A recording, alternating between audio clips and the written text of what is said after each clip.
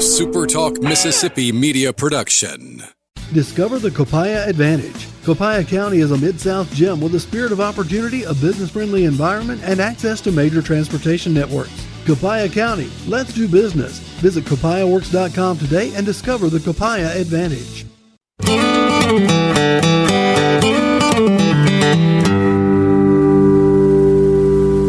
Hey, welcome back to another edition of Mississippi Magic. This podcast brought to you by our good friends at Divini Equipment. You know, when documentaries are written about the history and evolution of any genre of music, my state, your state, Mississippi, is going to be a big part of that story. Our state is the birthplace of America's music. That's the music of country and blues and gospel and even rock and roll. The legends in the pages of history with names like W.C. Handy to Jimmie Rodgers validate the ancestry of America's music. But the beginning wasn't the end. Many of the trailblazers shaping and then reshaping America's music in the recording studios and front offices of the music business came from the Magnolia State. So it is with a guy named Carl Frank. The mountains he had to climb from the flatlands of the Delta were nothing less than epic.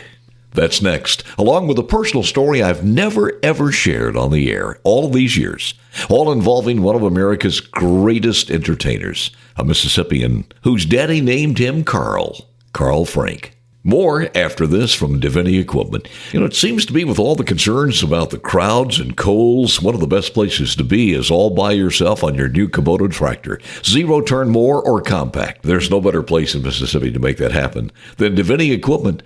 Did you know that they hold the coveted Kubota Elite dealer status? They do. It's the highest level of recognition given to a Kubota dealership anywhere on earth.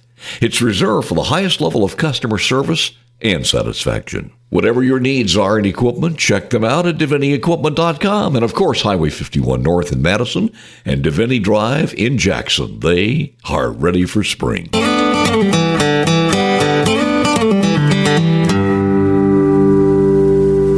Now back to this podcast episode of Mississippi Magic titled Carl Frank's Mountain to Climb.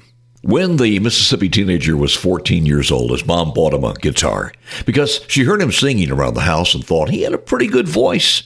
Well, he taught himself to play in the rare downtime one finds as the son of a sharecropper. His mom and dad had visions of him becoming the next great blues singer. As a young child, honing his talents in the juke joints of Jackson or north on Beale Street in Memphis. Carl Frank liked music, but he loved sports. He liked the idea of singing as a pastime, but he loved the idea of playing at the professional level. Now, to be honest, some of the reason for that thought process may have come from Carl Frank's world of realistic expectations. You see, even though turning pro was a mountain to climb, the way he envisioned his personal path to a singing career was almost a mountain too high to even dream about climbing. So here's how a bit of Mississippi magic took hold and shaped one of the most remarkable careers in music, one that since has opened the door to many others to follow. A door that seemed to lead to an unattainable quest, but Carl Frank not only conquered the mountain, he took it to new heights. That pro career never happened because of an injury and an interruption. The injury was to his arm. The interruption was 2 years of service in the United States Army. After that service to his country and during the final attempts to break through in the sport he loved, his coach heard him playing the guitar and singing. Not only was he very good, but his uniqueness and his style and what he was singing raised eyebrows and caught everybody's attention. So much so that the team manager doubled his salary for performing to the crowds 15 minutes before each home game. That was big money. $10 per game, $10 to sing. And that, in turn, led him to a multitude of bookings to perform. Well, Carl Frank's injury kept him from the big leagues and the sport he always dreamed about, professional baseball. But his path to music history has been nothing less than a home run. Looking back, his stats were most impressive with the teams in the Negro American League, even to a point of making it to the farm club of the Cincinnati Reds. But ultimately, as a pitcher, the arm injury stole the speed from his wicked fastball. Carl, a tall, soft-spoken guy who handled instances of racism calmly while living with his new wife in Montana, where he once said, "It's a very conservative state, I stood out like a neon. But once they let you in, you become a Montanan. It was that personality, along with the fact that Carl Frank was an incredible singer, that had caught the attention of some industry giants. But not in the genre of the blues. What made Carl Frank so unique was his love of country music. And along the way, there were many who gave him quiet counsel that the mountain he was trying to climb may not be able to be conquered. Not in this day and time. Not as a black man making it in country music. Thank goodness he never listened to that bad advice. But there were others who gave him encouragement. People like Red Sovine and Red Foley. So in 1958, with his baseball dreams behind him, he grabbed his guitar and recorded a few songs. Where else but in Memphis at Sun Studios. One of those songs caught the attention of Chet Atkins, who helped him get a contract with RCA. So by now you know that Carl Frank is Sledge, Mississippi's Charlie Pride. You've got to kiss an angel good morning and let her know you think about her when you're gone. Is anybody going to San Antonio or Phoenix, Arizona? In a Mississippi cotton-picking Delta town, one dusty street to walk up and down, nothing much to see but a starving hound in a Mississippi cotton-picking Delta town. Charlie Pride, whose ultimate path to the Country Music Hall of Fame started with some history that is still disputed today. It's said that when RCA released Pride's album, there wasn't a picture on the cover of the African-American singer. It was just listed as Country Charlie Pride. Now, for the record, Charlie disagrees that it was intentional. He's quoted as saying, "People didn't care if I was pink. RCA signed me, and they knew I was colored. They put the record out and let it speak for itself." That it did. Charlie Pride's personality and love of country music conquered any obstacles he confronted as he climbed the mountain to the very top of the country music charts. In one memorable coming out party, his first major performance, this one in Detroit's Olympia Stadium, it was packed with 10,000 fans, many who had heard the songs but had never seen the singer.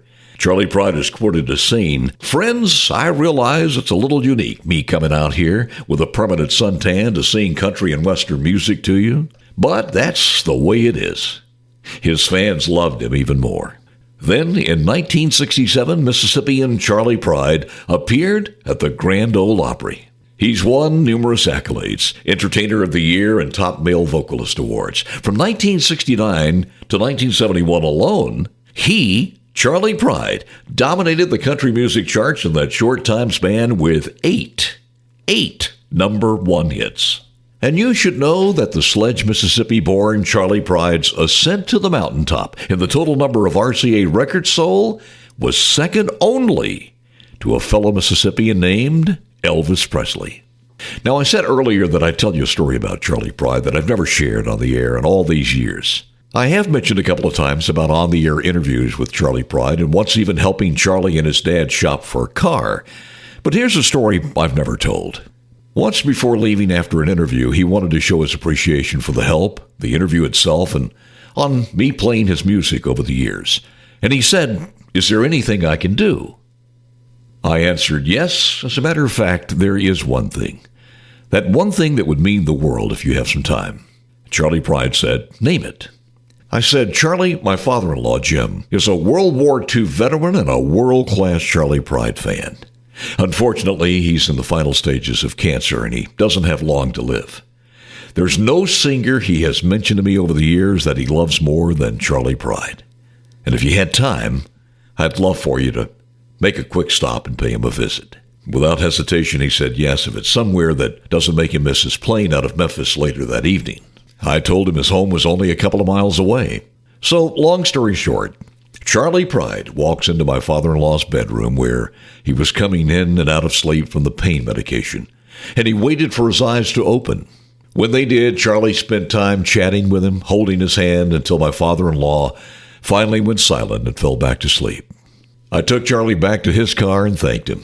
The next morning, I was told that my father-in-law woke up a few hours later telling everyone who would listen about the most amazing and realistic dream he had ever had. that Charlie Pride visited him at his home and his bedside. It wasn't long after that Jim passed away from cancer. Charlie Pride from Sledge, Mississippi, more than a very good baseball player, more than a great country musician. Charlie Pride is a very good man. And something else that you need to know. Because of a clerical error on his son's birth certificate, the name his father picked out as Carl Frank Pride goes down in history as Charlie Frank Pride. Charlie Pride. But now maybe there's a little revenge toward the person who made that clerical error back on March 18th, 1934. You see, one of Charlie Pride's sons is following in his dad's footsteps in the music business as Carlton Pride. Charlie Pride, born in Sledge, Mississippi. He's expanded the world of country music by conquering a mountain of obstacles. And he did it all with a bit of Mississippi magic. A